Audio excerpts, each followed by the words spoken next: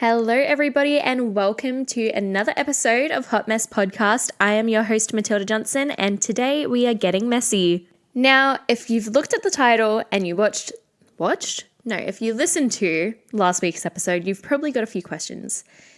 Those questions being, why are we doing a Q&A when at the end of last week's episode you said we would be having a special guest on? And I apologize, but we did have some scheduling conflicts with said guest, so we were unable to actually get onto the recording of it, which was sad, but I'm still not going to tell you who the guest is because I do plan on having them on in a future episode and I want to keep the excitement up around it. So instead, I think today's episode kind of flows on nicely from last week's because last week you learned all about some of my previous dating history, not all of it. Don't worry, there's more where that came from, unfortunately. And so we can kind of flow on from that. I'm going to answer some questions, give some advice, take it with a grain of salt because obviously we know that my dating history hasn't all been sunshine and rainbows. But I think that I give okay advice and we can learn from my experiences of what not to do. I also want to start this episode by giving a very special shout out to somebody who I know is a listener, and that is my first boyfriend who I discussed in last week's episode. So, funny story, he messaged me and was like, hey, and out of the blue, we haven't spoken in a hot minute. I'm talking a few years now. And he was like, oh, I've listened to your podcast. Interesting, some of the stories. And I was like, literally, I was at work at the time, fell to the floor, hyperventilating, being like, oh shit, is he going to send me a cease and desist or something? I was like, oh no, this is bad. But honestly, he took it like a champ. And he was like, look, high school was a funny time and we did stupid things and we hurt people's feelings. And I was like, you know what? Thank you. So favorite ex of the week? Is that going to be a thing? I don't know, but shout out to you. You know who you are. Thanks for listening and being an absolute champ about it. Really appreciate it. Thanks. Okay, so of course we have to start off with the weekly wrap. I am going to skip over some sections today just because honestly, when it comes to TikTok, my feed's been really boring. I think it's just been a whole lot about the Adam Levine cheating allegations. So he's my least favorite celebrity of the week. My favorite celebrity is probably Louis Capaldi. I've just seen so many funny interviews with him and I adore him. I saw this great one where he's getting a colonic irrigation whilst giving an interview. And it's just the funniest thing ever. And I also didn't realize that he also has Tourette's. So everyone always thinks he's just a larrikin having a laugh and stuff. But he's actually admitted that he actually can't control what is being said a lot of the time, which adds to his appeal in a way. He says it's worked out in his favor. And I agree. I think he's one of the funniest celebrities we've got. But yeah, it was kind of eye-opening to realize he's actually got this thing that a lot of people struggle with, but he's turned it into a positive. So that I thought was really interesting. I do have a couple of recommendations though. So I finished Heartbreak High on Netflix, and I'm telling everyone to watch it. I've started making my boyfriend watch it. He doesn't want to admit that he's hooked, but I have the funniest video of him watching it the other day eating a pizza and his eyes are glued to the screen and he's walking into the lounge room staring at it. Sorry, babe, but it was hilarious. I've got my sister onto it. I've got all my friends from work onto it. It is such a good show. I also feel really silly for mentioning it on last week's episode and not having realized that it's actually a spin-off of the show. I think it was from the 1980s. But I also found out because of that a lot of the older characters parents and teachers and people who work in the town and stuff are actually characters from the original series. But anyway, I highly recommend that. Also recommend Do Revenge, which is a movie on Netflix. All-star cast, amazing. Camila Mendes, I was about to say Camila Cabello. Camila Mendes, Maya Hawke as the leads, amazing cast. I feel they got a cast member from every successful TV show, teen TV show out at the moment. People from Euphoria, people from the new Pretty Little Liars, a whole lot of other shows. And they just threw them into this show and they were make it work. And it turned out amazing. And the Camila Mendes's comedic timing is actually so iconic and I feel like Riverdale's done her dirty from like by not letting her be a funny character. She is so funny. I've been quoting it a lot. It's kind of like a mix of all the classic teen high school movies that you love, like Mean Girls, Clueless, Heathers. Like, it's got hints of all of them in it, and I really love it. I think it's a great movie. Yeah, I feel like Netflix is really coming back with the great movies. Another recommendation is actually a podcast episode. I listened to an episode of a podcast called hold on, let me look at this. I'm not sure what the title is. Okay, this is why I wasn't sure what the title was. I was getting tongue-tied. It's called Not Skinny But Not Fat, which I was like, relatable queen. But they did an interview with Steph Shepard. And if you're like, that name rings a bell, but I can't place it. Steph Shepard was Kim Kardashian's old assistant. And she actually got fired in an episode of Keeping Up with the Kardashians, but she's very close with the family still. And what you might be thinking, Tilly, why are you recommending? Why are you recommending an interview with Kim Kardashian's assistant? Honestly, I thought it was super interesting and eye-opening. Steph Shepard had a lot to say. She was very well-educated, well-spoken. She spoke about being an only child and losing a parent, stuff like that as well. It was a heartwarming interview. She also talked a lot about business. She grew up as a dancer, and I think she said she danced for the Cavaliers. The Cavs? I don't know. Basketball. I don't know. But I was like, oh, queen, love you. Relatable queen. I look up to you. So I recommend listening to that podcast app. It was really good. She also just started her own company, which is environmentally friendly, which I just wanted to add in. And it talks about the business side of that, which I thought was really cool. So you should listen. Okay, now finally we are getting into today's episode. So I posted on Instagram, if you have any questions that you want answered or some advice on dating and I don't know, things in the dating world and realm, hit me up. And I got a fair few responses, a fair few questions. So I'm going to answer them. And, if this goes well, if people like it, let me know. And maybe I can do more Q&As in the future on different topics. But yeah, let's see how this goes. Okay, my very first question is, have a crush, don't know if they feel the same way. How do I find out without being awkward? Okay, sis. That's a tough one. But I am personally, and I know this doesn't work for everyone, some people would be like, hell no, I'm not doing that. I am a fan of sliding into the DMs. I'm down with that. I like being straight up, being like, you don't have to be straight up like, hey, I like you, let's hang. You can just slide in, or okay, this is a sneaky thing I do. If you're not following the person who you have a crush on and you see them around a lot, this is such a cringy thing that I have done previously before having a boyfriend. I would always make my presence known to them when I see them personally. And then I would leave a few days and then I would follow them on Instagram. Typically they would, me being typically they'll follow me back, and then then slide into the DMs, or just sneakily like a photo, then wait a few more days and then slide into the DMs. Play it very casual, step-by-step instructions, you know what I mean?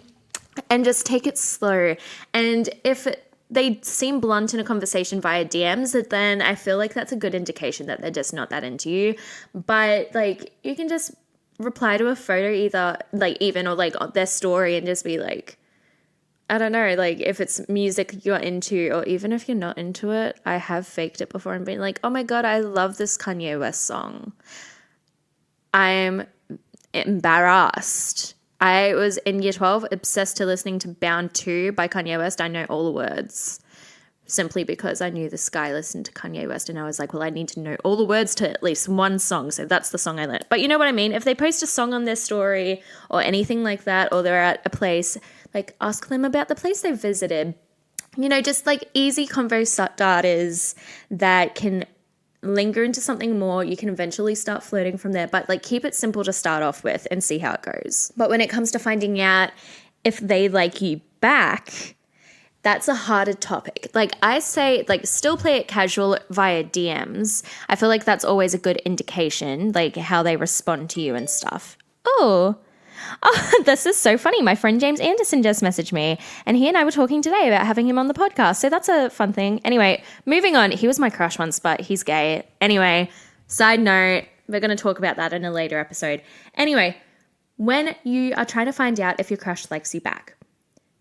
Okay, this is also really cringe. If you're a high schooler listening, I feel like you can get away with this. As an adult, I feel like it's way more cringe. In high school, I always thought it was super cute if you asked a person's friend and be like sneaky about it though. Be like, or get your friend to do this.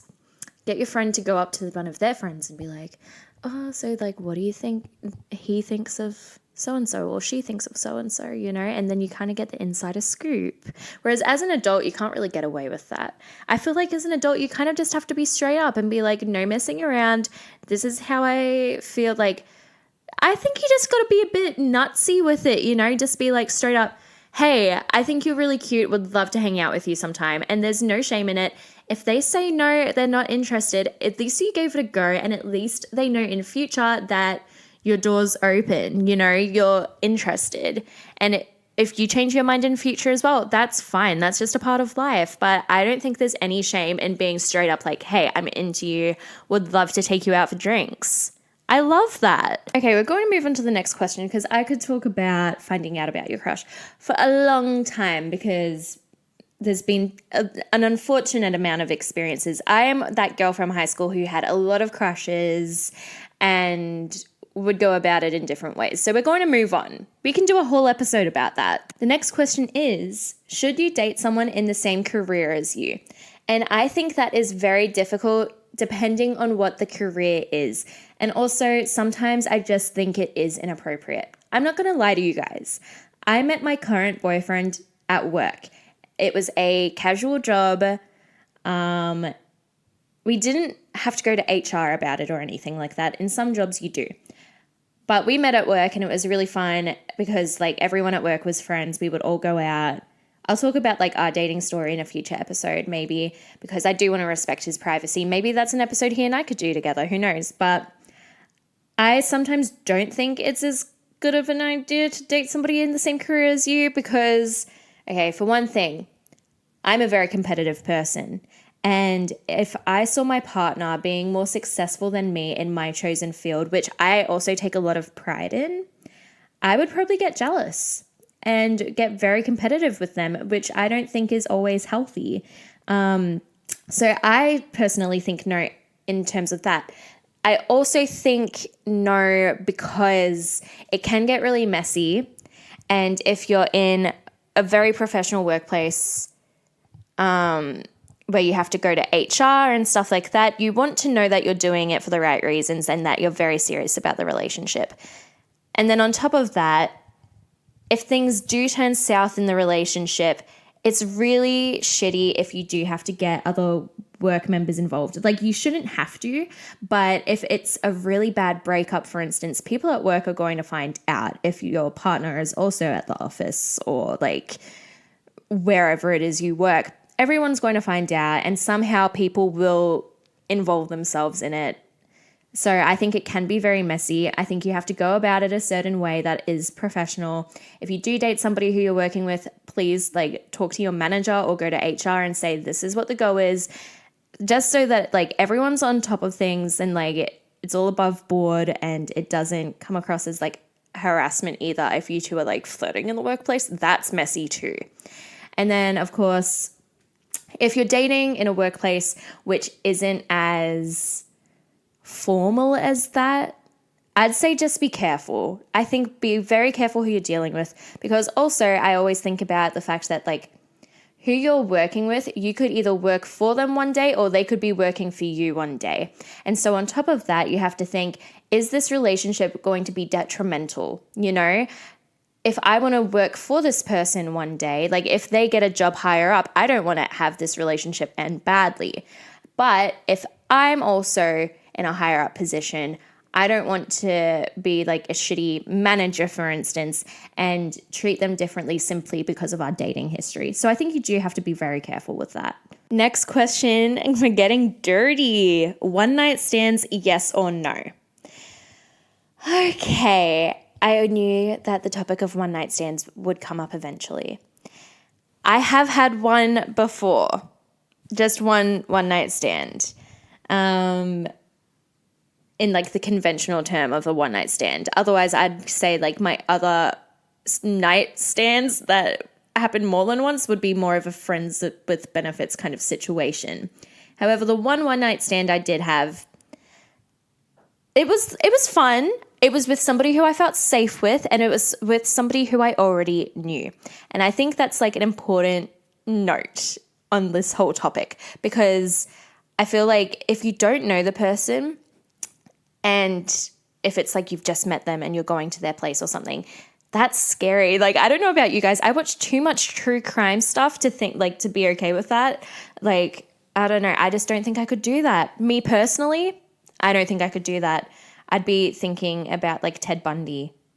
That's where my mind goes. I think that's because I live with a lot of anxiety, but like that's just where I go with that. And so I feel like a one night stand is fun if it's with somebody who you already know.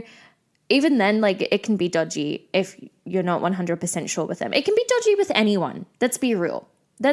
Sex with anyone can become dangerous. But I feel like it's important to know that you feel safe in their environment. You are aware of your own personal boundaries, and that you are comfortable with who you are and yourself, and you know that you're entering this one night stand for the right reasons. If you're doing it for fun, hell yes, sister, go for it. If you're doing it to get over somebody, I do not recommend. It can get very messy.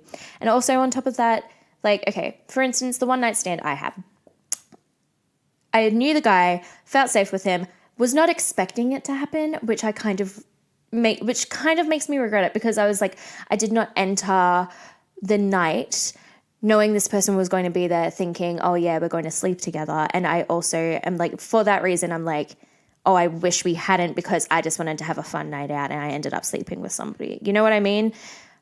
But then after that, he wanted to continue it as a friends with benefits situation. And I was like, I woke up a bit and was like, I don't want that. So I think you have to know what you want when entering a one night stand. Is that something that you want to continue to happen with the same person? Or are you just doing it as a once off, like an actual one night stand, just for funsies, just to let your freak flag fly? You know what I mean? I think you need to know what you want, you need to know your own boundaries, and you need to feel safe. Otherwise, I'd say do not do it. I don't recommend it. It's not for everyone. Some people are totally into it, and some people are already aware of all the things I just listed. And if you are one of those people, good for you.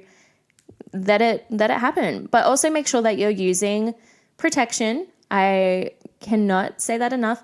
And also make sure that you guys are very open about stuff like, you know, STD. Like, it sounds dumb to be like, make sure you know if like they have an STD and stuff. But also, like, you don't want to be contracting something sexually, like, and finding out that it's from a one night stand and then having to talk to that person who you didn't want to have to talk to a lot again in the future, and then be like, hey, you gave me chlamydia or something like that. That's not a fun conversation to have. So make sure you're being safe when you have a one night stand. Following on from that, the next question is, why doesn't contraception apply to men yet?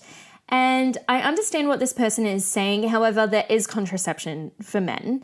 I feel like not a lot of people know this, but there is actually a pill that men can take for contraception.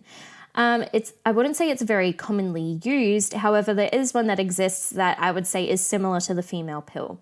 And then there is other contraception. Of course, there's condoms.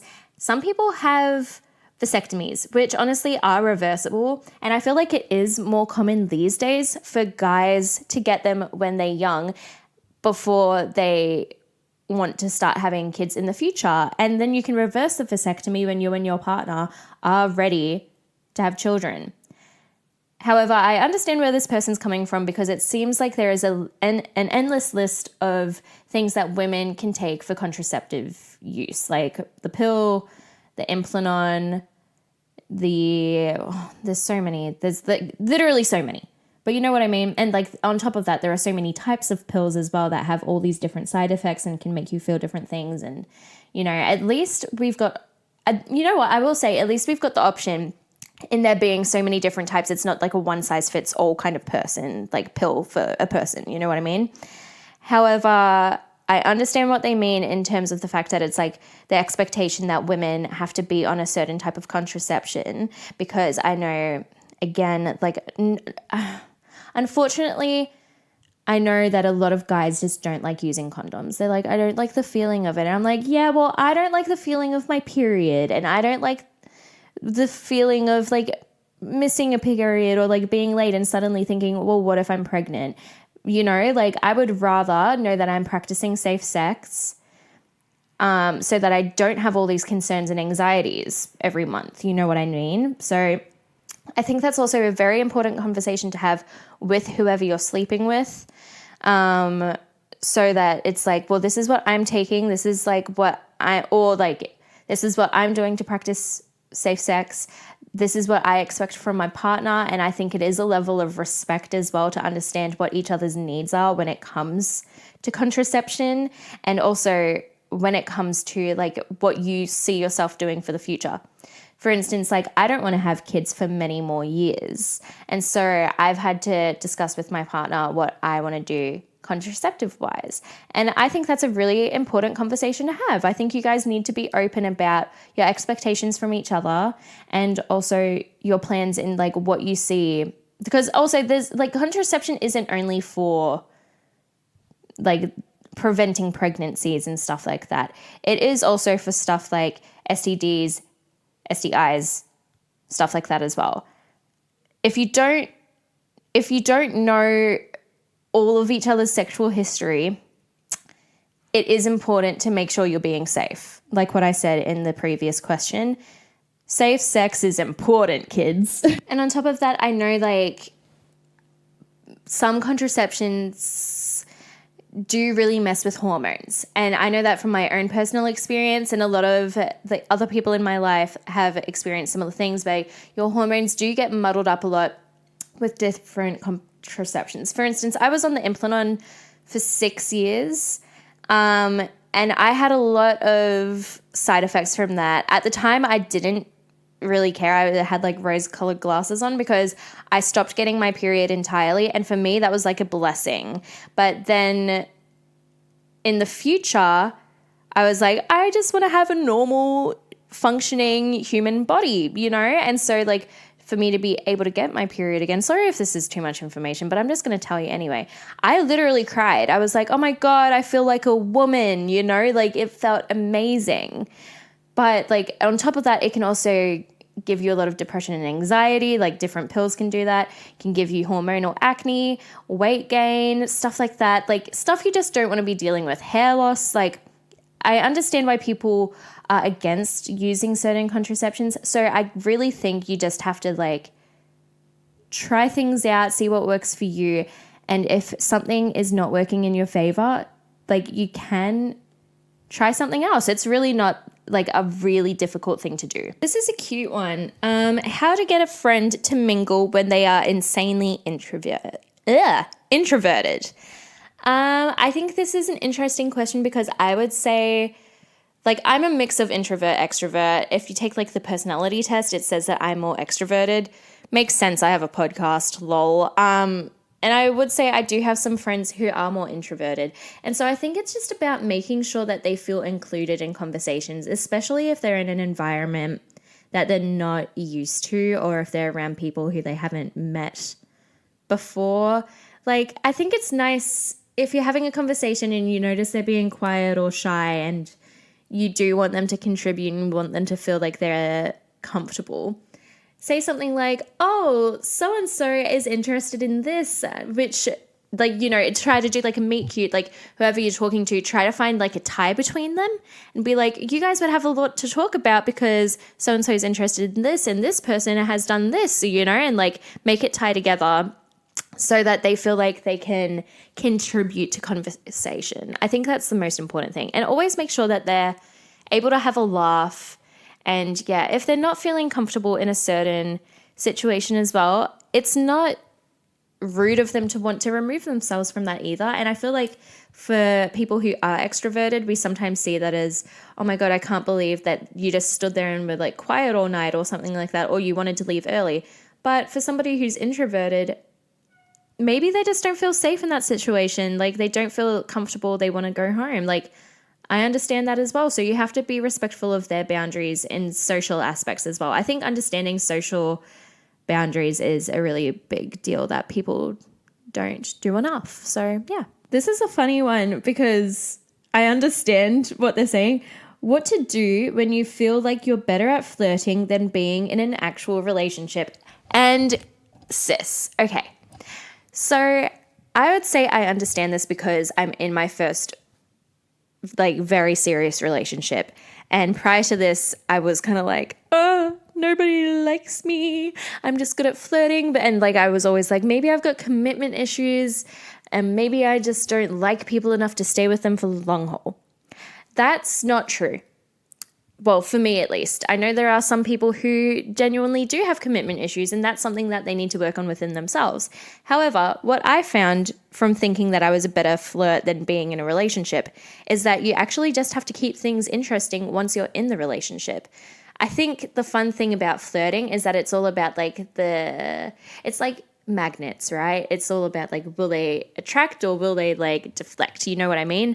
And flirting's fun because you get to play with that and kind of be like, is it the chase? Like, are they attracted to me and are they following me? Or is it kind of nitty gritty and they're like not as into it and I have to work harder? Sometimes people are really into like flirting harder to get somebody to be into them, you know, as well. Like, I think like I understand that too.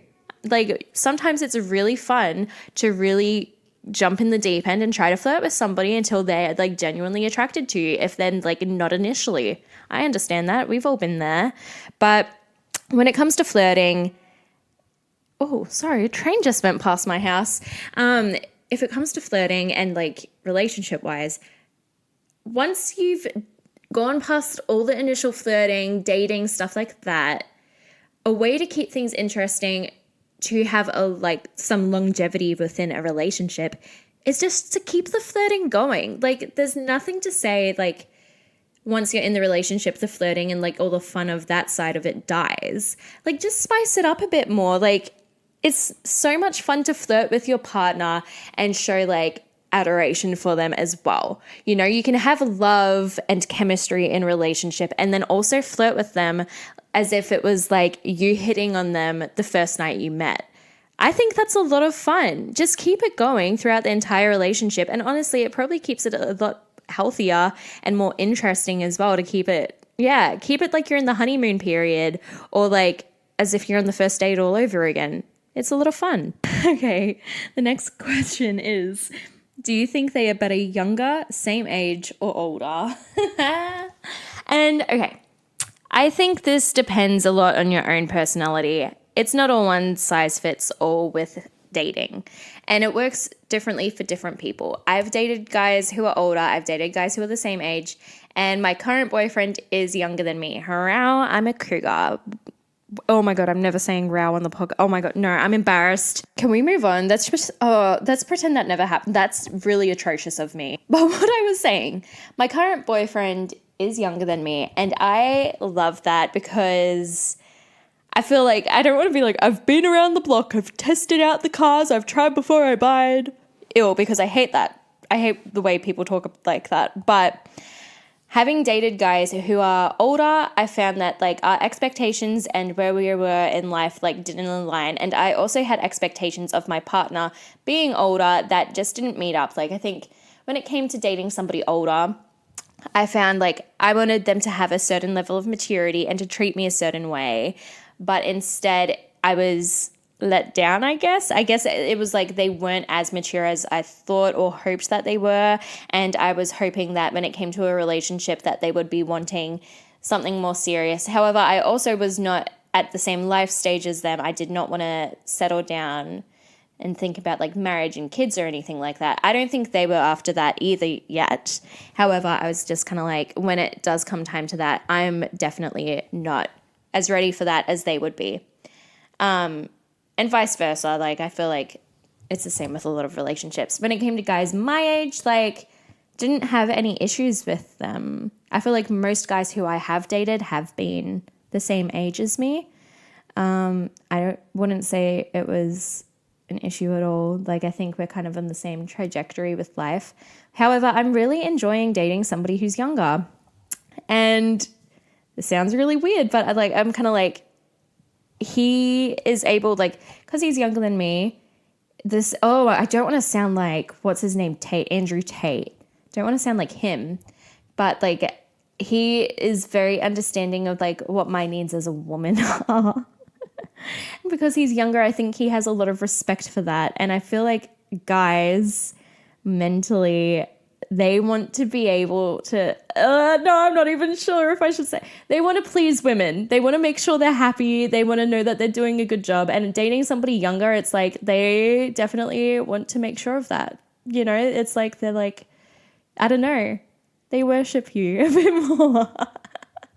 Whereas older guys, it was just not the same effect. Like, older guys were like kind of on the Andrew Tate end of being like, well, this is what I expect from you being my woman who's younger than me. You should be worshipping my feet. You know what I mean? And I'm like, no, I don't do that. But I like being treated well. And I want to treat my man well as well. So like, it's a two-way street. I don't think age should really matter too much in a relationship as long as you both know what you want in life. And I think it is important to know that you're on like the same life path, like making sure that you're at like similar life points, you know, not wanting things at different times because that can make things messy as well. I know I said age doesn't matter, like just then. It does. It does matter. I'm talking legally, it matters. Legally, it matters. Do not take that the wrong way. It matters. Like if we're talking dating somebody who's older or younger when you're in high school, I'm talking to my girl, like especially my young girls out there. Dating an older guy is not what you think it will be. Like I know 14-year-olds who were dating 19-year-olds when I was in high school. And I'm like, girl, like, do you know what this man is wanting from you? Because I'm telling you now, a 19-year-old and a 14-year-old are definitely having very different conversations with their friends.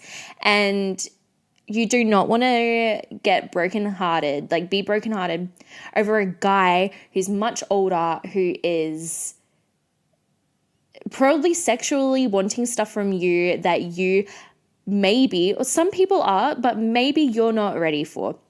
And I think it's exploitative. I think it's a little bit...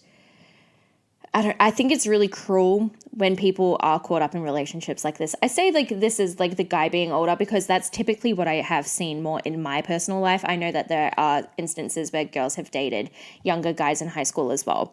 But from my experience, it's always been like a year 12 boy dating.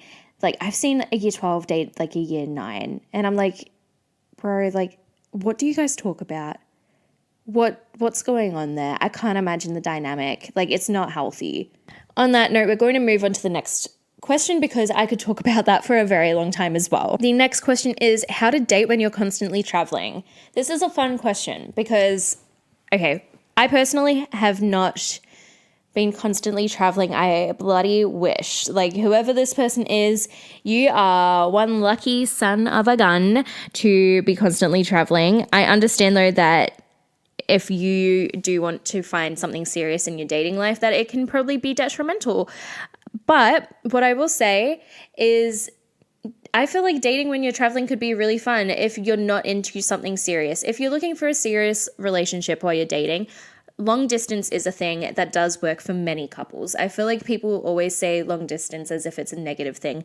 I know it to be successful for many, many relationships because it creates a level of trust between the couple. And there are ways around certain things within a relationship, like you can try to visit when you can and stuff like that, of course. But there's so many, like technology is amazing these days. You can FaceTime, you can message all throughout the day. I've seen cute things like where it's like a light and if like the person you're thinking of touches the light, like, or something, like your light will flash. I don't know if I'm explaining that properly, but you know what I mean? Like there's some really cool technological ways to keep in touch with loved ones these days. So if like long distance is possible. However, if you're interested in dating whilst traveling and it's not as serious as like a long-term relationship, this could be really fun. Firstly, Tinder has a thing now called Tinder Passport where you can talk to people from all around the world. One of my friends just got out of a relationship and I was like, look, if you're not ready to talk to guys who live in your city, test it out on guys from like Tinder Passport who live on the other side of the world, see how your conversations go. And then it's also kind of like, oh, one day, like you never know, you're traveling, you could visit them. Like it's kind of like having a pen pal these days. You know what I mean? Like online dating is a huge thing these days. Do I think it's killed romance a little bit? Yes. However, there are options like this these days. And if you're traveling and you meet people overseas, it's fun to have a fling. I think it'd be fun to have a fling. And then you can be like, this one time when I was in Paris, I met this man called Pierre and he would feed me baguettes and brie cheese. You know, like I feel like that'd be cute. I don't know. Then you have all these stories for when you come home and be like, I fell in, like, it's like your whole Mamma Mia moment. I don't know. I don't think there's anything wrong with dating whilst you're traveling. I think it could be a lot of fun. Next question. Need advice on how not to say hurtful things to my boyfriend during arguments and fights. This is a tough one because I feel like when you're in the heat of the moment, you do always, like it's inevitable. Sometimes you say things that you wish you didn't say. It's something that everyone does. It's something, I feel like it's natural instinct because it's like you go into your fight or flight mode. And I think you just need to be vulnerable with your partner and say, like, if you do say something hurtful, just apologize and say where inside that came from and what spurred you to say that. Like, what brought on that side of you that you wish didn't come out, or like why you think you said the things you did. And yeah, it's important to be honest and open about where those emotions and where those words came from. And a lot of the time we don't mean the things that we do say. So I think it's just understanding in yourself why you do the things you do or why you say the things you do. And often I think it is just a defense mechanism because we don't want to be the person who takes the last punch. We always want to be the person throwing the last punch. And so we would rather hurt the person on the other end rather than have them hurt us. It's just a natural self-defense kind of thing. So if you do say things that you wish you didn't, I think you just have to be honest about it and say, this is where that came from. This is why I said what I did. I'm really sorry. Just apologize for it. I think it's okay to apologize. When it comes to advice on how not to say hurtful things, I think it's hard because, I mean, we're all guilty of it, but maybe if you're in a heated argument, try to take a few deep breaths and stop yourself. Like if you're thinking certain things that you want to say, try to just take a few deep breaths or like count to 10 in your head or something before you throw something out into the open that you can't take back. Because even if you don't mean it, once you've said something out loud, it is sometimes really hard to unhear those things. You know, like no matter how much you don't mean it, once it's out there and you can't take it back. So you do kind of need to come up with your own strategy about what you can do to stop yourself from saying the things you do. Okay, want your take on why men feel fine after a breakup only for it to hit them later.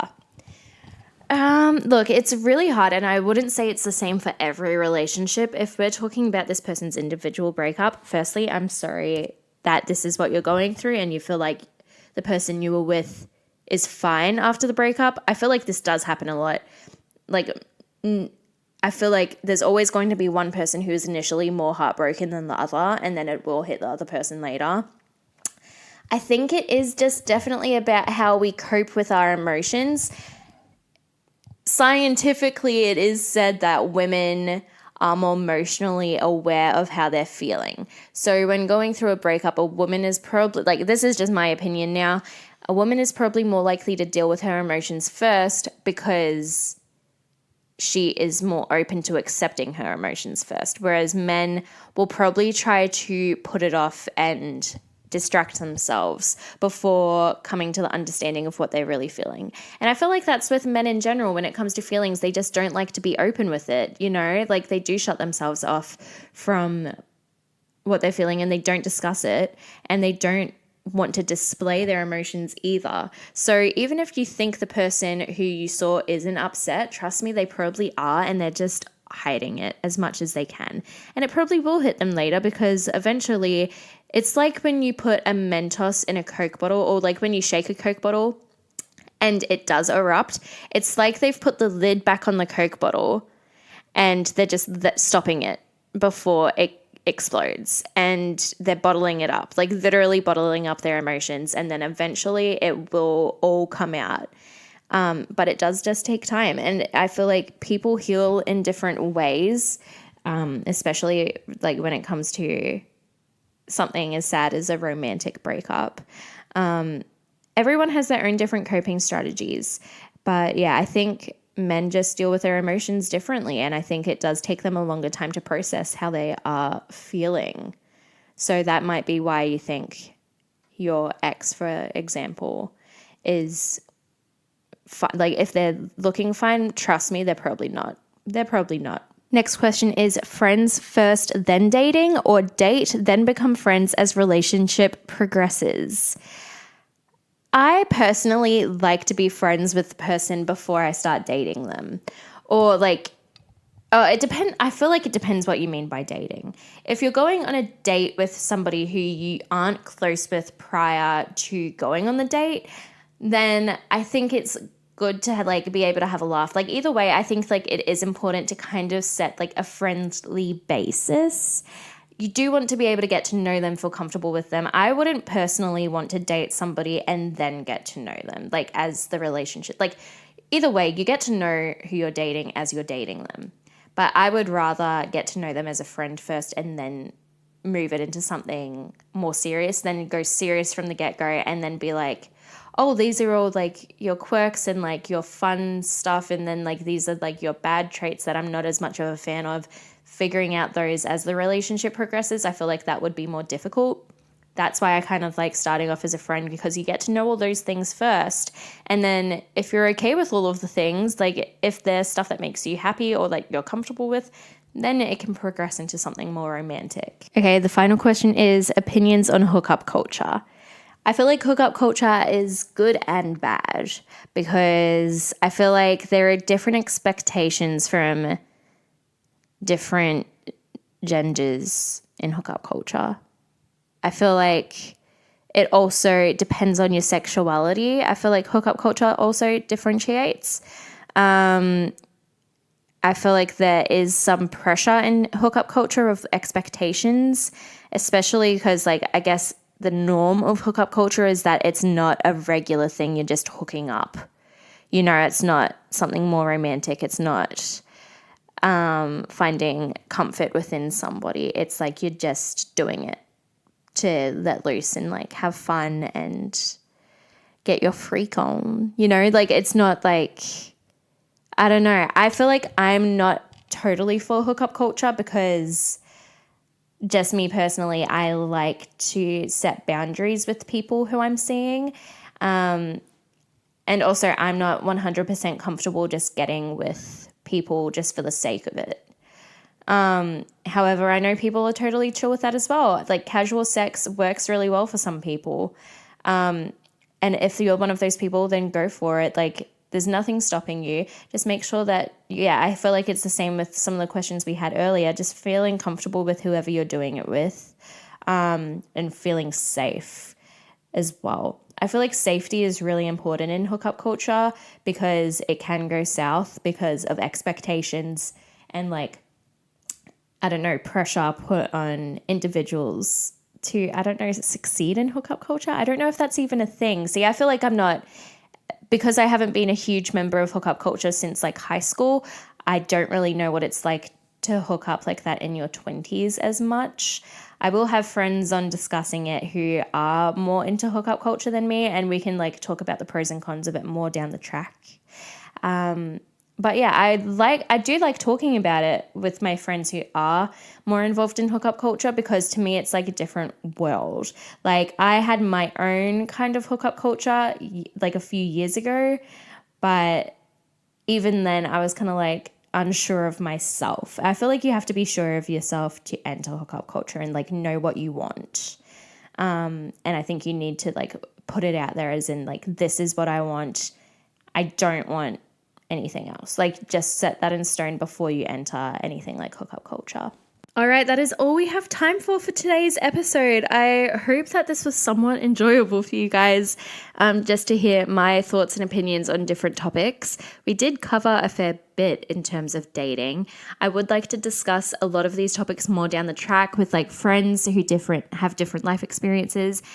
Maybe people who I've been with, maybe my partner, I think that could be a lot of fun to have people on who come from all walks of life and have experienced different things, because obviously when it comes to dating, everyone has a different opinion or experience. So this is just my opinion, so take it with a grain of salt. I'm not a sexpert, so yeah, it's just my own thoughts and feelings. But regardless, I really hope you have enjoyed today's episode. Please leave a review on Spotify or wherever it is you're listening from. Feel free to chuck us a message on Instagram. We also now have a website, hotmesspodcast.com.au.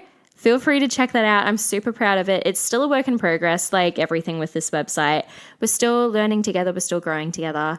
But if you have made it all the way to the end, please, please, please leave a review on Spotify. Every little bit counts. And yeah, I hope you enjoyed it. And we'll do more of these Q&As in future if this is something that you did enjoy. All right. Thanks so much for listening. That's all. Enjoy a very messy week ahead. Bye.